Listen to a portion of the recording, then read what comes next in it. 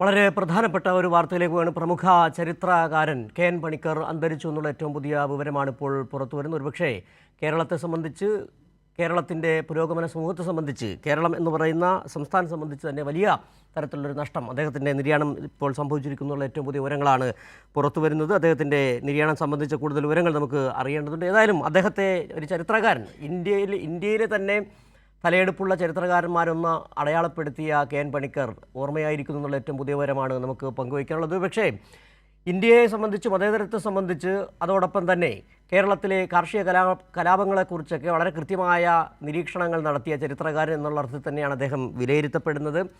ചരിത്രരചനയിലെ Marxian സമീപനം അതുതന്നെയായിരുന്നു അദ്ദേഹം. Marxian അതോടൊപ്പം തന്നെ ഗ്രാംഷിയൻ രീതികളെ സമന്വയിപ്പിച്ചുകൊണ്ടുള്ള ഒരു ചരിത്രരചനയാണ് അദ്ദേഹം നടത്തിയിരുന്നത്. അദ്ദേഹത്തിൻ്റെ നിര്യാണവുമായി ബന്ധപ്പെട്ട ഏറ്റവും പുതിയ വിവരങ്ങൾ നമുക്ക് അറിയേണ്ടതുണ്ട്. ഒരുപക്ഷേ മലയാളി വളരെ ദുഃഖത്തോടുകൂടി കേൾക്കുന്ന ഒരു വാർത്ത, പ്രമുഖ ചരിത്രകാരൻ കെ.എൻ. പണിക്കർ അന്തരിച്ചിരിക്കുന്നു. അദ്ദേഹം തിരുവനന്തപുരത്തെ സ്വകാര്യ ആശുപത്രിയിലായിരുന്നു എന്നുള്ള വിവരങ്ങൾ കൂടി വരുന്നുണ്ട്. ഏറെ നാളായി വാർദ്ധക്യ സഹജമായ അസുഖങ്ങളെ തുടർന്ന് അദ്ദേഹം ചികിത്സയിലായിരുന്നു. ഇപ്പോൾ അദ്ദേഹത്തിൻ്റെ അന്ത്യം സംഭവിച്ചിരിക്കുന്നു എന്നുള്ള ഏറ്റവും പുതിയ വിവരമാണ് പുറത്തു വരുന്നത്. ചരിത്രകാരൻ എന്ന തരത്തിൽ ഒരു ചരിത്രകാരൻ ഒരു കഥ പറയുന്നത് പോലെയല്ല ചരിത്രരചന നടത്തിയിരുന്നത്. അദ്ദേഹത്തിൻ്റെ തന്നെ വാക്കുകൾ എടുത്തു കഴിഞ്ഞാൽ ഒരു കഥ പറച്ചിലല്ല ചരിത്രം എന്ന് വ്യക്തമാക്കിക്കൊണ്ട് അതായത് വർത്തമാനകാലത്തെ വിലയിരുത്തണമെങ്കിൽ ഭൂതകാലത്തെ കൂടി അതിനെ കൂടി വിലയിരുത്തിക്കൊണ്ട് മാത്രമേ ഒരു വർത്തമാനത്തെ നമുക്ക് വിലയിരുത്താൻ കഴിയുകയുള്ളൂ എന്ന് മനസ്സിലാക്കുകയും ചെയ്ത ഒരുപക്ഷേ ഇന്ത്യയിലെ സംഘപരിവാർ ഭരണകൂടം അതിൻ്റെ ആസുരമായ ഭാവങ്ങൾ കാണിച്ചു തുടങ്ങുന്നത് കൃത്യമായ സൂചനകൾ നൽകിയ ഒരു ചരിത്രകാരൻ തന്നെയായിരുന്നു. ബാബറി മസ്ജിദ് സമയത്തൊക്കെ അദ്ദേഹം ഉൾപ്പെടെയുള്ള ചരിത്രകാരന്മാർ ഇറക്കിയ ലഘുലേഖ ആകണം ഇപ്പോൾ ഒരുപക്ഷേ ഇന്ത്യയിലെ പൊതുസമൂഹം, മതനിരപേക്ഷ സമൂഹം ഇപ്പോൾ ഓർക്കുകയും ചെയ്യുന്നത്. കെ.എൻ. പണിക്കർ എന്ന് പറയുന്ന ആ മഹാമേരു, ആ ചരിത്രകാരൻ ഇപ്പോൾ വിടവാങ്ങിയിരിക്കുന്നു എന്നുള്ളതാണ് ഏറ്റവും ദുഃഖകരമായ വസ്തുത. ആ വിവരമാണിപ്പോൾ കേരളം ദുഃഖത്തോടുകൂടി കേട്ടുകൊണ്ടിരിക്കുകയും ചെയ്യുന്നത്. അദ്ദേഹത്തിൻ്റെ അന്ത്യം തിരുവനന്തപുരത്തെ സ്വകാര്യ ആശുപത്രിയിലായിരുന്നു എന്നുള്ള വിവരങ്ങൾ കൂടിയാണ് പുറത്തു വരുന്നത്. ലോകത്തിന് കേരളം സംഭാവന ചെയ്ത ഏറ്റവും മികച്ച ചരിത്രകാരന്മാരിൽ ഒരാളാണ്. ചരിത്രം എന്ന് പറഞ്ഞാൽ കേവലം കഥകൾ പോലെ എഴുതി വെക്കുന്നതിൽ അതൊരു വീക്ഷണകോണുണ്ട്. ചരിത്രകാരന്, ചരിത്ര രചനയ്ക്കൊരു വീക്ഷണകോണുണ്ട് എന്ന് ബോധ്യപ്പെടുത്തുകയും അങ്ങനെ മാർക്സിയൻ ദർശനമനുസരിച്ച് ചരിത്ര രചന നടത്തുകയും ചെയ്ത പ്രൊഫസർ ഡോക്ടർ കെ.എൻ. പണിക്കർ, അദ്ദേഹം തിരുവനന്തപുരത്തെ സ്വകാര്യ ആശുപത്രിയിൽ അദ്ദേഹത്തിന് അന്ത്യം സംഭവിച്ചിരിക്കുന്നു എന്നുള്ള ഏറ്റവും പുതിയ വിവരമാണ് ഇപ്പോൾ നമുക്ക് പങ്കുവയ്ക്കാനുള്ളത്. ഒരുപക്ഷെ അദ്ദേഹം നടത്തിയ ഇടപെടലുകൾ ചരിത്രത്തിൽ ഇന്ത്യയുടെ അതോടൊപ്പം തന്നെ കേരളത്തിൻ്റെ അതിൽ ഏറ്റവും എടുത്തു പറയേണ്ടുള്ളത് മലബാർ കലാപവുമായി മാപ്പിള ലഹള എന്ന് മലബാർ കലാപത്തെ ആക്ഷേപിച്ചുകൊണ്ടിരിക്കുന്ന സന്ദർഭത്തിലായിരിക്കണം അദ്ദേഹത്തിൻ്റെ ഇടപെടൽ. അത് ഒരു കാർഷിക കലാപം തന്നെയാണ് എന്ന് കൃത്യമായ ചരിത്ര വസ്തുതകളുടെ അടിസ്ഥാനത്തിൽ ബോധ്യപ്പെടുത്തിയ ഒരു ചരിത്രകാരൻ. അതോടൊപ്പം തന്നെ നേരത്തെ പറഞ്ഞതുപോലെ തന്നെ ചരിത്രത്തെയും സംസ്കാരത്തെയും ഒക്കെ വളരെ സമഗ്രമായി വിലയിരുത്തിയ മാർക്സിയൻ ദർശനത്തിലൂടെ വിലയിരുത്തിയ ഒരു ചരിത്രകാരൻ എന്ന് തന്നെയാണ്. മതേതരത്വത്തെയും സാംസ്കാരിക ചരിത്രത്തെയും ആഴത്തിൽ വിശകലനം ചെയ്ത ഒരു ചരിത്രകാരൻ.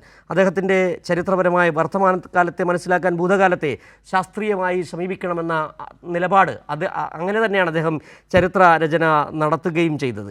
അദ്ദേഹം പറയുന്നു, അദ്ദേഹത്തിൻ്റെ വാക്കുകൾ തന്നെ കടമെടുത്തു കഴിഞ്ഞാൽ ചരിത്രം എന്നത് വെറുമൊരു കഥയല്ല, മറിച്ച് അധികാരത്തിൻ്റെ പ്രയോഗങ്ങൾ എങ്ങനെ മനുഷ്യൻ്റെ ചിന്തയെ സ്വാധീനിക്കുന്നതിൻ്റെ തെളിവാണ്. നമ്മുടെ സാംസ്കാരികമായ പൈതൃകം എന്നത് സങ്കരമായ ഒന്നാണ്. അതിൽ ആര്യനും ദ്രാവിഡനും അറബിയും പാശ്ചാത്യനും ഒരുപോലെ ലയിച്ചു ചേർന്നിരിക്കുന്നു. ഇതിൽ നിന്ന് ഒന്നിനെ മാത്രം അടർത്തി മാറ്റി ഇതാണ് യഥാർത്ഥ ഇന്ത്യ എന്ന് പറയുന്നത് ചരിത്രത്തോടുള്ള അനീതിയാണ്.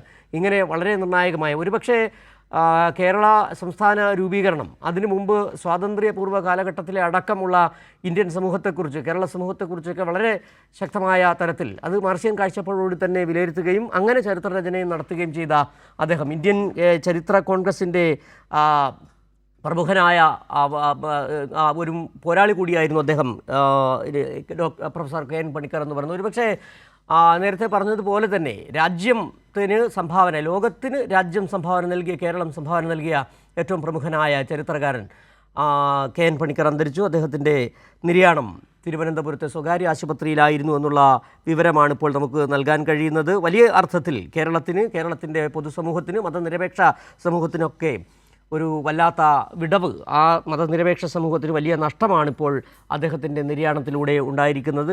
ഏതെങ്കിലും തരത്തിൽ, അതായത് ഒരേ സമയം തന്നെ അദ്ദേഹം സ്വാതന്ത്ര്യസമര കാലത്തെ കാർഷിക കലാപങ്ങളെക്കുറിച്ച്, സ്വാതന്ത്ര്യസമരം മാപ്പിള കലാപത്തെ, മലബാർ ലഹളയെ മാപ്പിള കലാപം എന്ന് ആക്ഷേപിക്കുമ്പോൾ അത് കർഷക സമരം തന്നെയാണ് എന്ന് കൃത്യമായ ചരിത്ര വസ്തുതകളിലൂടെ, വിമർശനത്തിലൂടെ അതായത് അദ്ദേഹം സമർത്ഥിക്കുകയും ചെയ്തു. അതിന് പിന്നാലെ വരുമ്പോഴാണ് 92-ലെ ബാബറി മസ്ജിദ് സമയത്ത് ഒരു നേരത്തെ പറഞ്ഞതുപോലെ തന്നെ സംഘപരിവാർ ഭരണകൂടം, അതായത് ഹിന്ദു ഫാഷിസ്റ്റ് പ്രത്യയശാസ്ത്രം എങ്ങനെയാണ് ഇന്ത്യയിൽ പിടിമുറുക്കുന്നത് എന്നും അതിനെതിരെ വലിയ തരത്തിലുള്ള ജാഗ്രത ഉണ്ടാകേണ്ടതുണ്ട് എന്നും സമൂഹത്തെ ബോധ്യപ്പെടുത്തിക്കൊണ്ടിരുന്ന അസാമാന്യ പ്രതിഭാശാലി